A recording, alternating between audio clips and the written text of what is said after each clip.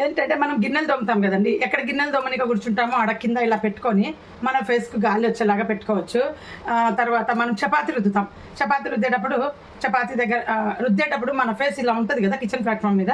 So కింద పెట్టినా కానీ ఇది మనకి ఇలా తగులుతూ ఉంటుంది. ఇది చూస్తే నాకు ఏమనిపిస్తుంది అంటే, నా చిన్నప్పుడు మా పాపకు పెద్ద పాపకు మా ఆయన హ్యాండ్ ఫ్యాన్ తెచ్చిండ. అప్పుడు అందరి దగ్గర ఉండేది. అది రెడీ అయ్యేటప్పుడు అది పెట్టేవాళ్ళం, చిన్నపిల్లలకు కూడా యూజ్ అవుతుంది. నాకేమనిపిస్తుంది అంటే, దీన్ని చూస్తే మనము మెడకు జస్ట్ చూపిస్తున్నాను, సరదాగా చెప్తున్నాను నేను. ఇది మళ్ళీ ఇది నిజం అనుకొని నవ్వుకోకండి. ఇలా మన మెడకు పెట్టుకొని తిరగడం బెస్ట్.